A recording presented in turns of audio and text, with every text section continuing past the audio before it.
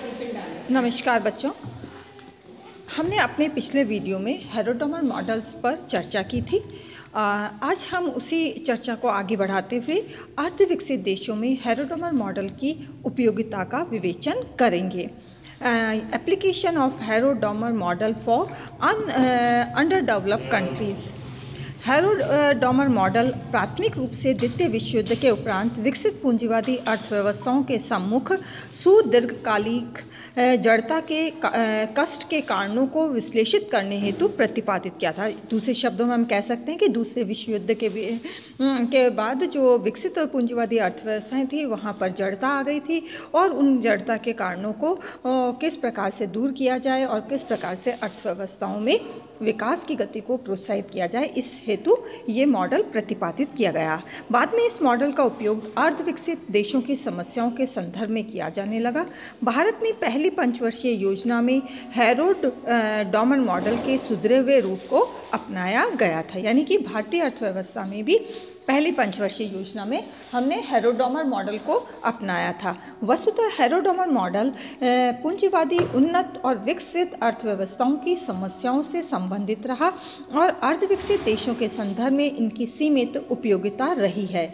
इसके मुख्य कारण हेरोडोमर मॉडल की वह मान्यताएं हैं जो व्यवहारिक दृष्टि से अपर्याप्त और असंगत बनी हैं।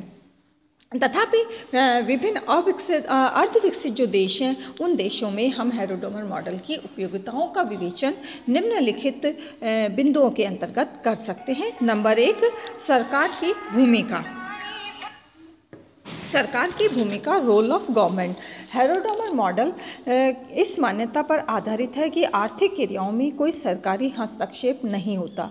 यह मान्यता अर्धविकसित देशों के संदर्भ में व्यवहारिक नहीं है, क्योंकि वहाँ बिना सरकार की भूमिका के इन देशों में अंतर संरचनात्मक सुविधाएं, सामाजिक ऊपरी मदों का निर्माण संभव ही नहीं है। सरकार के द्वारा इन देशों में संरचनात्मक परिवर्तन लाए जाते हैं और राज्य द्वारा उपक्रमी या उद्यमी की विशिष्ट भूमिका का निर्वाह किया जाता है।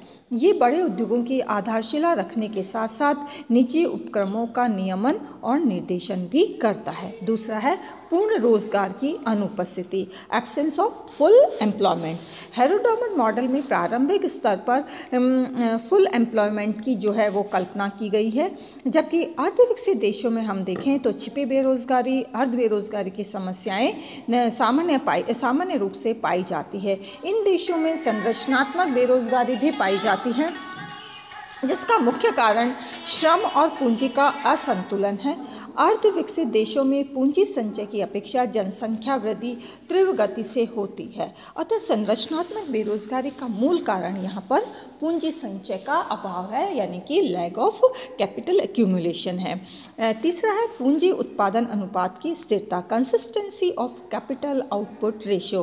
अर्धविकसित देशों में किया जा रहा उत्पादन प्राय अभावों, अन्य बाधाओं और बाजार की अपूर्णताओं से ग्रस्त रहता है।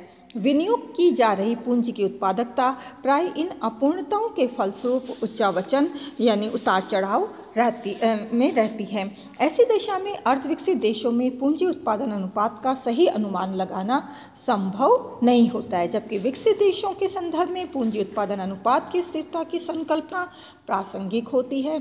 इसका कारण यह है कि किसी समय अवधि में पूंजी गुणांक यानी कैपिटल कॉफिशिएंट के संतुलित वितरण वाली परियोजनाएं चालू की जाती है, जबकि अर्धविकसित देश क्षेत्रीय असंतुलनों और असमानताओं की समस्याओं से ग्रस्त रहते हैं। प्रोफेसर हर्षमैन कहते हैं कि इन कारणों से बचत की प्रवृत्ति और पूंजी उत्पादन अनुपात पर आधारित मॉडल उन्नत देशों की अपेक्षा कम विकसित देशों में कहीं कम उपयोगी रहते हैं। नेक्स्ट है बचत और विनियोग, सेविंग एंड इन्वेस्टमेंट। विकसित अर्थव्यवस्थाओं में बचत और विनियोग निर्णय एक दूसरे से प्राय स्वतंत्र होते हैं और वस्तुओं की पूर्ति का मुख्य निर्धारक प्रति व्यक्ति आय है। ऐसे आर्थिक संगठनों में बचत और विनियोग की समानता संतुलन की दशाओं को पूर्ण करती है। लेकिन अर्धविकसित देशों में बचत और विनियोग निर्णय काफ़ी अधिक अंतर्निर्भरता रखते हैं, एक दूसरे पर इंटरडिपेंडेंसी रखते हैं।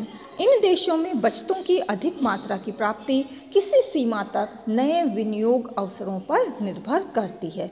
मात्र आय में होने वाली वृद्धि इन देशों की बचत की दर में वृद्धि के लिए पर्याप्त नहीं होती है। नेक्स्ट है विदेशी व्यापार यानी कि फॉरेन ट्रेड। हेरोडोमर मॉडल बंद अर्थव्यवस्था क्लोज इकोनॉमी की मान्यता पर आधारित है। ये अर्धविकसित देशों के विकास में विदेशी पूंजी के योगदान और विदेशी व्यापार की स्थितियों पर विचार नहीं करता है। नेक्स्ट है स्थिर कीमत स्तर, कांस्टेंट प्राइस लेवल। यह मॉडल स्तर कीमत स्तर की दोषपूर्ण मान्यता पर आधारित है। अर्धविकसित देशों में आर्थिक विकास के साथ साथ कीमतों में लगातार उतार चढ़ाव या परिवर्तन होते रहते हैं। नेक्स्ट है संस्थागत घटक, इंस्टीट्यूशनल फैक्टर्स। हेरोडोमर मॉडल विश्लेषण संस्थागत घटकों को दिया हुआ मानकर चलता है, जबकि अर्ध विकसित देशों में संस्थागत परिवर्तनों के बिना आर्थिक विकास संभव नहीं हो सकता है और इसी कारण ये विश्लेषण अर्ध विकसित देशों की समस्याओं को वास्तविक परिप्रेक्ष्य में नहीं देखता है। और इस प्रकार से हम ये कह सकते हैं कि हेरोडोमर मॉडल जो है वो कई प्रकार से अर्ध विकसित देशों में जो है अपनी उपयोगिताएं नहीं रखता है, क्योंकि वास्तव में ये मॉडल विकसित देशों को ध्यान में रखकर बनाया गया है और इसी कारण से ये मॉडल जो है विकसित अर्थव्यवस्थाओं के लिए ही काफ़ी महत्वपूर्ण होता है। ये मॉडल अर्धविकसित देशों की समस्याओं के संदर्भ में सार्थक नहीं हो पाया और उन महत्वपूर्ण पक्षों को भी रेखांकित नहीं कर पाता है जो इन देशों की विकास प्रक्रिया से संबंधित है। अतः संक्षेप में हम कह सकते हैं कि हेरोडोमर मॉडल में कुछ संशोधन करते हुए इनका उपयोग अर्धविकसित अर्थव्यवस्थाओं की विकास प्रक्रिया के विश्लेषण हेतु किया जा सकता है। और भारत में भी प्रथम पंचवर्षीय योजना में हमने हेरोडोमर मॉडल को अपनाया था। इस योजना में बचत की दर को बचत की सीमांत और औसत दरों के अंतर द्वारा अभिव्यक्त किया गया, जिसके परिणाम स्वरूप पूंजी निर्माण के स्वरूप का निर्धारण हो सके। यद्यपि अर्थव्यवस्था में वृद्धि की चालू दर को अधिकतम करने के लिए प्लानिंग यानी नियोजन के माध्यम को अपनाया गया था और जैसा कि प्रोफेसर एस चक्रवर्ती कहते हैं, इस मॉडल के द्वारा अर्ध विकसित देशों में प्रति व्यक्ति आय से जुड़ी समस्याओं के आयामों को मोटे रूप से समझा जा सकता है। Thank you so much.